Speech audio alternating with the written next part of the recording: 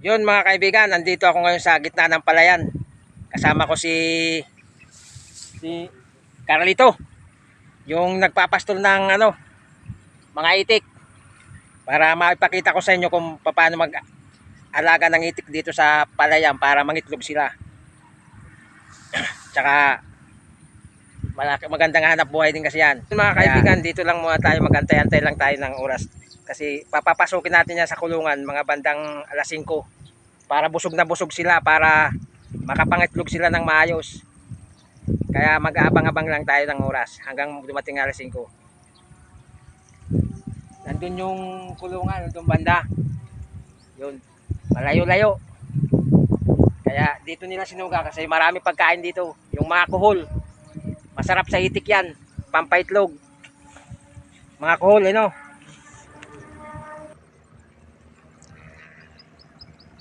Yan, maya-maya lang, mag-iintay pa tayo ng kunting oras pa, nasa alas 4 na.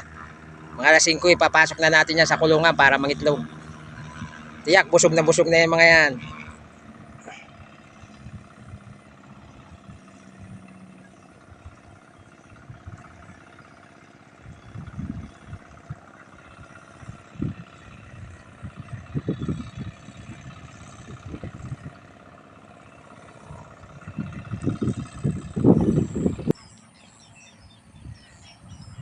Yan mga kaibigan, kumpul-kumpul sila. Nagpapahinga sila para relax sila pagpasok mamaya sa kulungan. Ayan.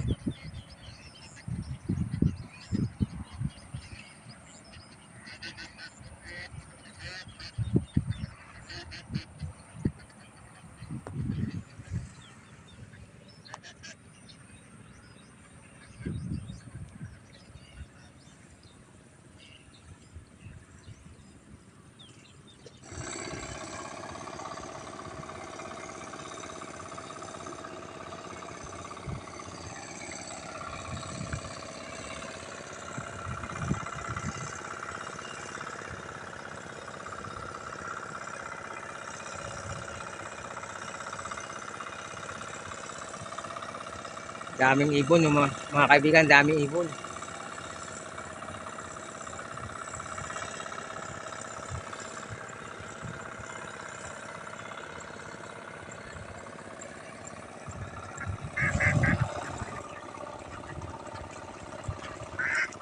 Ayan, pauwi na.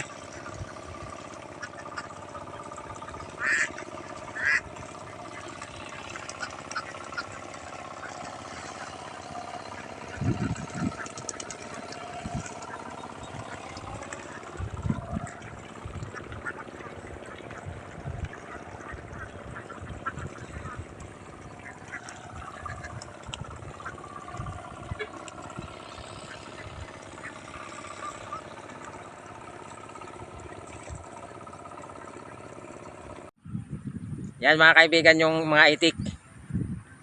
Hindi natin masyado lapitan, baka sila yung matarog. Ano ba yun? Ano ba sa Tagalog yung matarog? Basta Bicol, matarog. Wow naman! Wow! Mamaya makikita nyo, Wow! pagpapasok natin sa kulungan, parang may mga isip yan, sabay-sabay sila. Tsaka pagpalabas bukas, para makita natin yung mga itlog. So yun mga kaibigan, nandito na tayo. Pinapahingan lang muna natin yung itik kasi magpapatuyo pa sila bago natin ipasok sa kulungan. Para pag ready na silang mangitlog. Bukas na ang madaling araw, saka natin palalabasin yan. O mga alas 6 na siguro ng umaga. Para makita natin kung marami silang initlog. Kasi busog naman sila ngayon eh. A few moments later.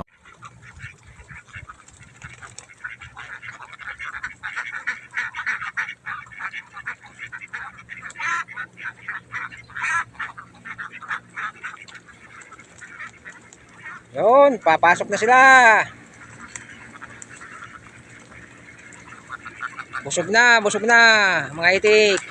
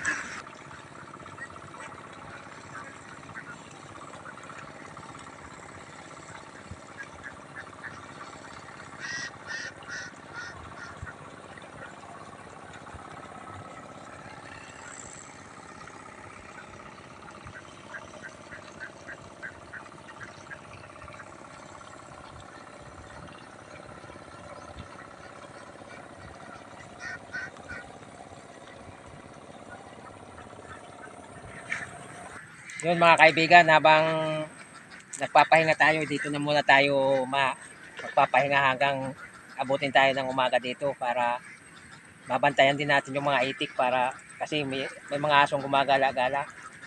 Baka mabulabog sila mga kaibigan, kaya dito na rin tayo magpapahinga. Ayan yung medyo maginaw lang pagkagabi kasi trapal lang yung gamit natin.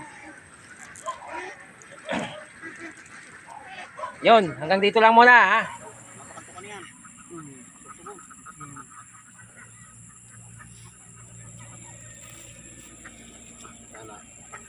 Yun mga kaibigan, medyo madilim pa, hindi pa kayo mag-harvest ng itlog kaso may dumating na bumili kaya pinagbigyan na ni tatay muna ha.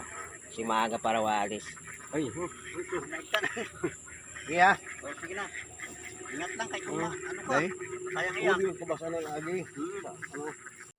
Ayan. Pumili na siya ng itlog. Nandak mo kasang gatos pa.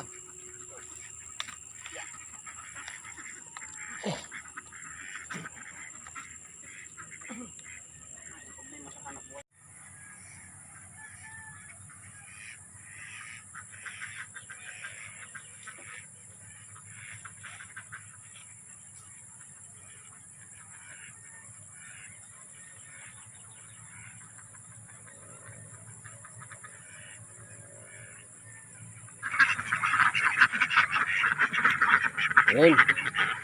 Ayan yung mga itlog. Ayan.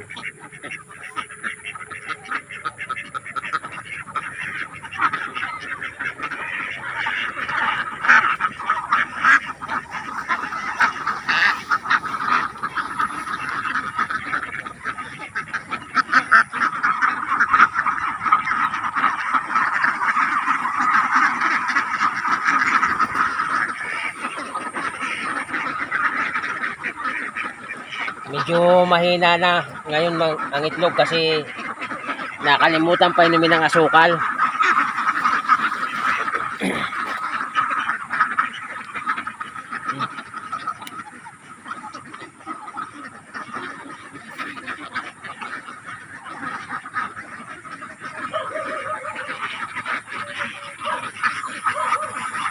Ayan.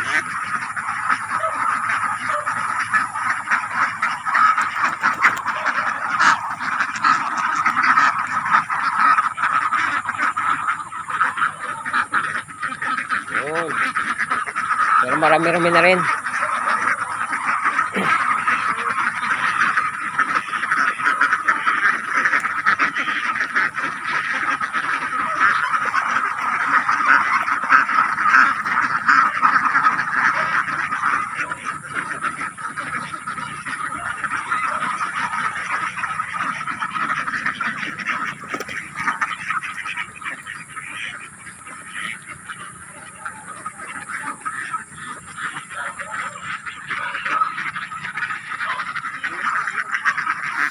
Mga ano man siguro.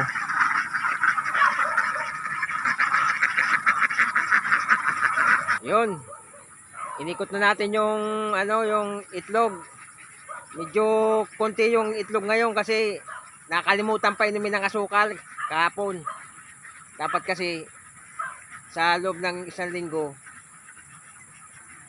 kahit isang beses pinapainom ng asukal yan. Lalagyan sa palanggana para lagyan ng tubig para makainom sila ng asukal. Nakalimutan kahapon pagkagaling doon sa sugaan sa palayan, nakalimutan pa inumin ng asukal kaya medyo kumunti ang itlog ngayon. Pero ayos na rin. At least na mayroon pa rin kahit papaano. Yan mga kaibigan. Mamaya-maya pa palalabasin yan mga bandang alas 7 para maisugaw ulit dyan sa palayan. Medyo hindi sila nakarecover kahapon na kaya kunti ang itlog kasi nakalimutan magpainom ng asukal. Yun. Pero nabigyan din ako ng nabigyan din ako ng pangprito. Kasi mahina nga ang itlog. Bibili nga sana ako kaso tama lang sa order nila yon. Yun, hanggang dito lang muna. Bye bye. Yun mga kaibigan, pauwi na ako. Dala ko tong itlog tsaka yung flashlight. Sana may natutunan kayo sa video na to na kung paano mag-alaga ng mga itik para mangitlog sila. Ganun lang. Isusuga lang sa mga bakanting palayan. Tsaka pag uwi nila sa kulungan, lalagay kayo sa palanggana ng asukal para makainom sila ng asukal. Kaya lang sa hindi sinasadyang pagkakataon, nakalimutan kahapon. Kaya medyo huminang itlog. Halos nangitlog na lang ng mahigit 100 na lang yung itlog kagabi. Kasi nakalimutan pa inumin ng asukal. Sa inyong lahat, ngayon pala ako mag-outro. Kasi gabi na nung umalis ako dun. Ini-speak namin ni tatay, mapapaitlog namin ng marami yun. Kasi naisuga naman namin ng maayos sa mga kalawakan ng mga palayan. Nung kinamagana, pag itlog, ng itlog lang ng almost mahigit 100. Dapat ini-speak namin mga 700 to 800 na itlog. Maalala niya, nakalimutan palang asukalin. Painumin ng asukal. Kaya, pero okay naman. Sa araw lang naman na yung bumagsak yung itlog niya. So yun, shoutout tayo. Shoutout natin ng mga kaibigan natin. Shoutout nga pala kay DJ Kulit ng buhay ko. Yun, kaibigan, shoutout sa'yo. Shoutout kay Maureen Diharlo at lahat ng taga-Storom from Dante Gino. Yun, shoutout sa inyong lahat mga taga-Storom. Salamat. Shoutout kay August Azores dyan sa Italy. Yun, kaibigan, shoutout sa iyo. Ingat ka dyan sa Italy. God bless. Yun, mga kaibigan, hanggang dito na lang tong video. Maraming salamat sa inyong pagsuporta. Sa mga taga-suporta ng Team Paigarong. Salamat sa inyo at lagi kayo nandyan. At yung pa lang sa mga bagong bukas ng aming channel. Mga kaibigan, subscribe na kayo para updated kayo sa aming mga susunod pang mga video. So yun, hanggang dito na lang. Bye-bye!